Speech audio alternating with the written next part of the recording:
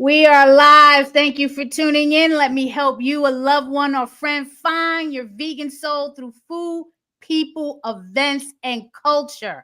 We're talking about the LA fires today, especially from a perspective of the voiceless. So please welcome my good friend Jane Velez Mitchell of Unchained TV. Jane, how are you doing? Well, I'm doing okay. I wish I could say the same for the rest of Los Angeles. I was just in the worst hit fire zone yesterday as part of a special report that Unchained TV is doing. We did a town hall and then we went into the fire zone, and I've been a reporter for more than 30 years. I've covered many fires. I have never seen anything like this.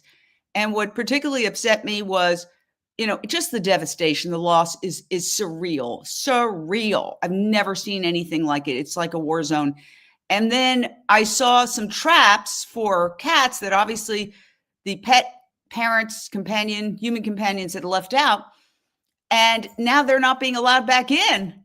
So a cat could go in there, get trapped, and nobody's there to pick him up, and he could die of thirst, or coyotes who are also suffering could get them. And by the way, Billy McNamara, who gave us this footage, risked his life repeatedly, day after day, to save animals. There were many, many heroes who went in to save animals. And honestly, I've never seen anything like it. So we're going to go back in tomorrow and do some more journalism, but also check that trap out and make sure that there's no cat just sitting there, abandoned inside a trap. Jane, I was listening to something that Ralph Smart of Infinite Water said. He said, we're living in the brink of an LA apocalypse, but the world is asleep. What do you think about what he had to say? What is going on out there? Absolutely, 100%. And the media does what I call disaster pornography. The mainstream media doesn't want to talk about solutions or preventing the next catastrophe. It's all like, oh, woe is me. And of course, yes, of course, we want to give the victims a chance to talk. And we want to just mourn and grieve, but it's not too soon to talk about why this is happening. It's happening because of climate change. Sure, there were a whole bunch of errors made in terms of the number of firefighters, et cetera, but the underlying cause, it's not mutually exclusive. It's not one or the other. The underlying cause is a worsening climate. And all these UN COP conferences that they're having that have achieved nothing. Why? Because they're not looking at the number one culprit of climate change, which is animal agriculture. Animal agriculture is why we're in this situation, and people want to eat their animals for whatever god-awful reason. I can't understand it. I haven't eaten animals most of my life, but certainly not even dairy for the last 30 years, and I'm doing fine. I don't miss it. And yet this insistence on continuing with this self-destructive addiction is what's taking us down this road. It's responsible for most of the problems in this world. And people don't make the connection because the news media doesn't make the connection. That's why I started Unchained TV, the world's only vegan animal rights streaming television network, which is free. It's a 501c3 nonprofit, absolutely free. I don't take a salary. This is a labor of love. You can download it on your phone for free. The reason is, look at the advertisers with mainstream media, fast food and pharmaceuticals. They're the problem. So if people go, well, I don't understand the connection is we've given the planet a buzz cut to grow crops to feed 92 billion animals that we're killing every year to eat land animals alone, or to provide grazing land. If we reforested that land, trees absorb carbon. We could immediately begin to start reducing the Earth's temperatures back to pre-industrial times. Jane, you called this in your documentary Countdown to Year Zero. So you've been talking about this for years. As a matter of fact, you're known for talking about this, being in the forefront when you were in your previous occupation. Remember, you were beyond the time of this. What is it going to take for people to wake up? LA is burning to the ground. It's like a zombie land out there. Is the world actually coming to an end, as you talked about in your documentary? It could already be too late. Sir David Attenborough, who is no radical extremist. He has a great documentary called Breaking Boundaries. There's only approximately 9 boundaries, like the collapse of the glaciers, wildlife extinction. We're already barreling through 6 of them. So we are at a crucial juncture, and it's not just me saying it. A growing number of people, including scientists, are saying the next 5 years will determine, whether we push past the point of no return and make this an unlivable planet for humans and animals, or whether we transform and evolve toward a culture that is sustainable. And what is the key to sustainability? What you eat. It's what you do 3 times a day. It was way back in 2006 that the United Nations issued a report called Livestock's Long Shadow, where they said animal agriculture is responsible for more greenhouse gas emissions than all transportation combined. Now, some say it's a lot more than that it's the leading cause of climate change. But nobody can argue that it's not a leading cause. I personally think it's the leading cause. It really depends on how you calculate it. It's a very big subject when you start calculating it, right? So if we don't accept the fact that, okay, I've covered criminal trials for years. This is tantamount to having the killer sitting in the courtroom in the gallery laughing while, the getaway car driver is being tried for murder when the real murderer is sitting in the gallery laughing. If you want to solve a problem, you got to find out what caused the problem, and you got to be honest about it. And the United Nations it's not being honest about it. I mean, you can't even get plant-based options hardly at the UN climate conferences. Plant-based treaty showed that. We have a documentary the Plant-Based Treaty just gave us showing that they were at the last COP conference and they were having a hard time finding anything that was plant-based to eat. The New York Times published a study last year that said heavy meat eaters, which is most Americans, can reduce their greenhouse gas emissions footprint by 75% by switching to a plant-based diet. 75%. Now think about it. If we all went plant-based, we could all collectively reduce our greenhouse gas emissions footprint by 75%. That's the climate change solution, and the mainstream media refuses to talk about it. They refuse to talk about the role of factory farming in pandemics.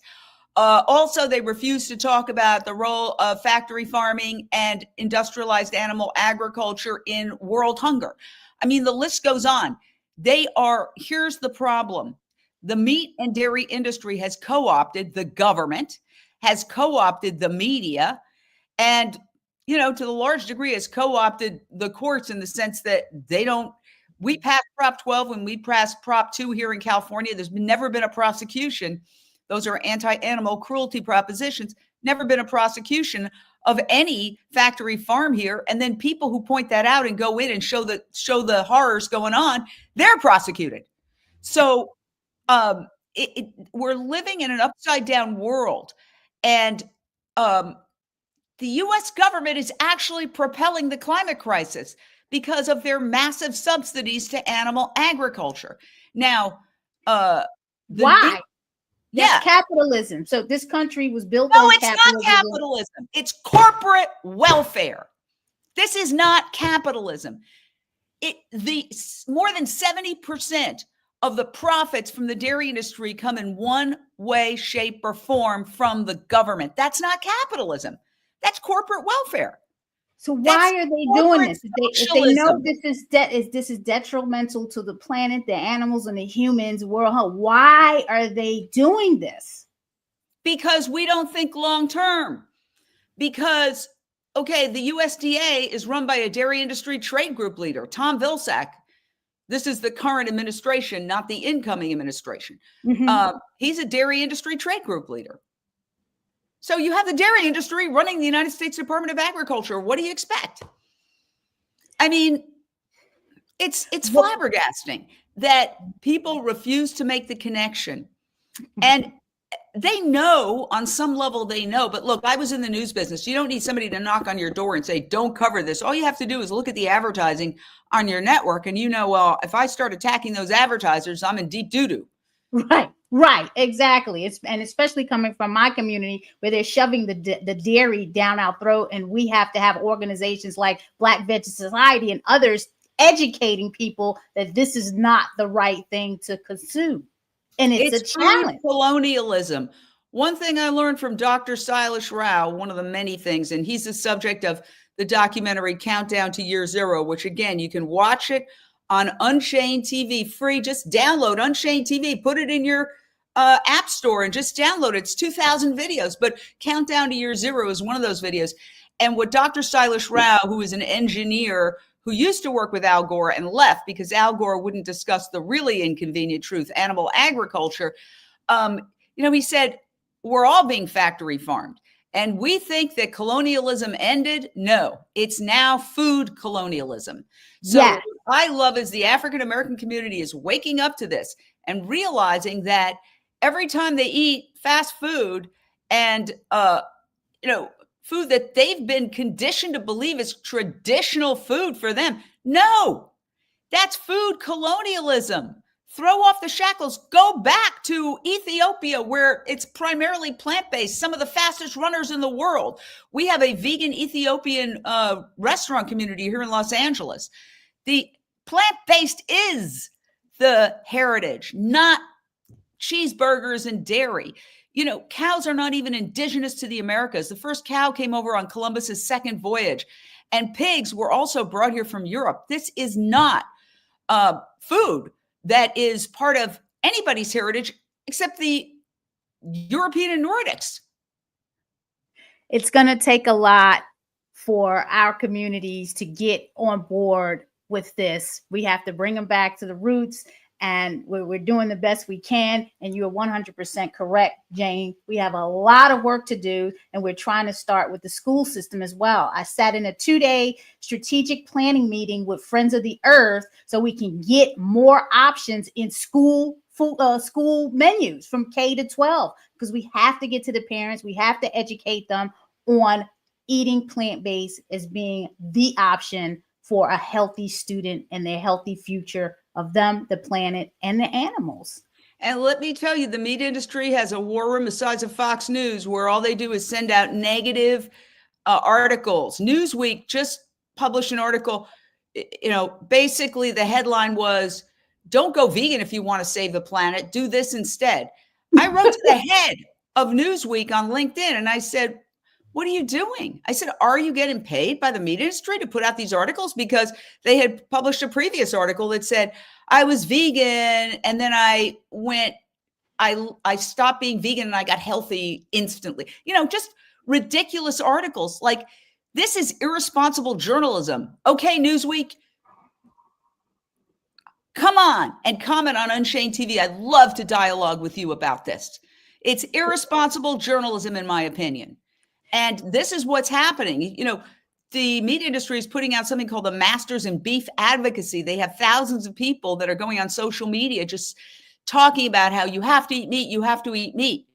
And you don't have to eat meat. You don't eat meat, Naijha. I don't eat meat. I don't eat dairy. You don't eat dairy. We're doing fine. Our health stats are better than the general population. I mean, it's just nonsense. It's flat earth society nonsense. And it's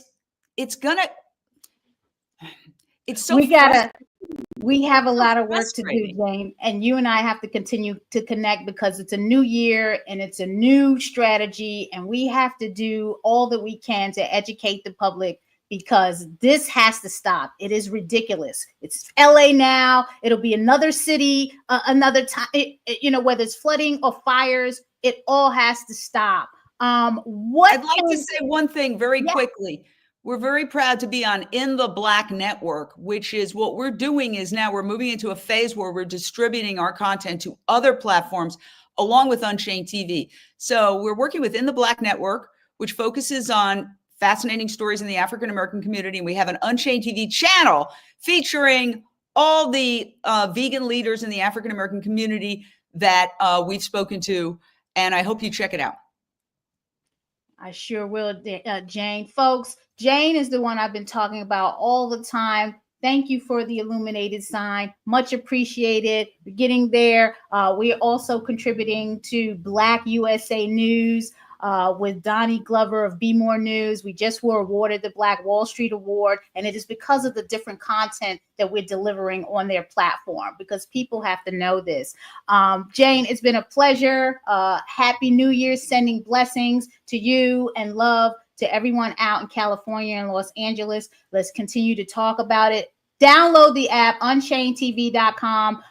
Attend the town halls. Keep abreast of what's going on and support. You're tuning in to Naijha Speaks. Naijha Speaks is a project of the Black Veg Society. We do need your support to keep this channel running. So please support by donating to blackvegsociety.org. It is tax deductible. I appreciate it. Stay well, stay blessed. Love you. Be safe. Meeting you where you are. The meaning behind the slogan is that we meet the community where they are on their journey towards holistic health, a plant-based lifestyle, and veganism, whether it's physically, mentally, emotionally, or spiritually. We do this through people, food, events, and culture. Our 6 pillars are birth, eating, education, empowerment, enlightenment, and events.